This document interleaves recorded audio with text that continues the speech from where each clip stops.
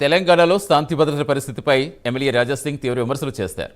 రాష్ట్రంలో వరుసగా జరుగుతున్న హత్యఘటనలు ప్రస్తావిస్తూ తెలంగాణ గడ్డ హత్యలకు అడ్డాగా మారుతోందని ఆరోపించారు. ప్రతిరోజు ఏదో ఒక ప్రాంతంలో మర్డర్స్ జరుగుతున్నాయని తెలిపారు. క్రైమ్ కంట్రోల్లో ప్రభుత్వం విఫలమైందంటూ విమర్శలు గుప్పించారు.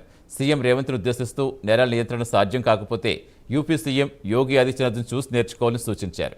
ఉత్తరప్రదేశ్లో క్రైమ్ కంట్రోల్ కోసం తీసుకున్న చర్యలు పరిశీలించాలని తెలిపారు. మీర్పేటలో ఒక Suri rowdy sheeter murder case ఇవాళ చాలా సెన్సేషన్ అయిపోయింది. ఫెరోజ్ అని ఒక రౌడీ షీటర్ సూరి అని ఒక రౌడీ షీటర్ని హత్య చేసిండు.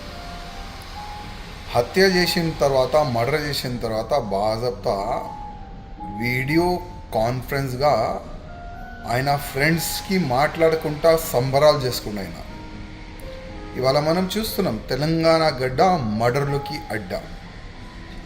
అంటే హోమ్ మినిస్ట్రీ మన ముఖ్యమంత్రి గారి దగ్గరనే ఉంది, కానీ లా అండ్ ఆర్డర్ అసలు మెయింటైన్ ఉందా తెలంగాణలో? ప్రతి ఒక్క వారంలో ఓల్డ్ సిటీలో ఒక మర్డర్ అవుతుంది. ఇప్పుడు న్యూ సిటీలో మర్డర్లు స్టార్ట్ అయినాయి. తెలంగాణలో కాంగ్రెస్ గవర్నమెంట్ వచ్చిన తర్వాత వందల మర్డర్ కేసులు బయటకు వస్తున్నాయి, వందల మర్డర్లు కూడా అయిపోయింది. అసలు ఈ క్రైమ్ని కంట్రోల్ చేయడానికి ఏదైనా ప్లాన్ ఆఫ్ యాక్షన్ తెలంగాణ గవర్నమెంట్లో ఉందా లేదా అడుగుతున్నాం.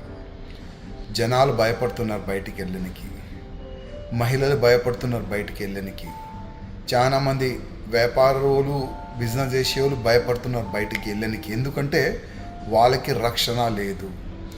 ఎప్పుడు ఏ కోణ నుంచి ఏ రౌడీ షీటర్ కానీ ఏ దొంగ కానీ ఎప్పుడు వచ్చి మర్డర్ చేస్తారు, మాకు లూటాస్తారు అని ఒక భయ వాతావరణం అయితే కనబడుతుంది. అందుకోసం ముఖ్యమంత్రి రేవంత్ రెడ్డి గారు ఈ లా అండ్ ఆర్డర్ మెయింటైన్ చేయడానికి మీరు దగ్గర ఉన్న హోమ్ మినిస్ట్రీకి ఏదైనా ఒక మంచి వ్యక్తికి హోమ్ మినిస్ట్రీ ఇవ్వండి. ఈ రౌడీ షీటర్స్ కానీ ఎవరైనా ఈ మర్డర్లు గిడ్డర్లు చేస్తే వాళ్ళకి ఎన్కౌంటర్ చేయండి. యూపీ ప్యాటర్న్ తెలంగాణలో ఇంప్లిమెంట్ చేస్తేనే మర్డర్ అయినా అది ఎవరైనా మర్డర్ చేయడానికి వెళ్తే కూడా ఒక భయమైన పుడుతుంది. బాజప్తా ఆ అఫ్రోజ్ వ్యక్తి ఫెరోజో అఫ్రోజో మర్డర్ చేసి పోలీసు వాళ్ళని కూడా తిడుతున్నాయి. మీ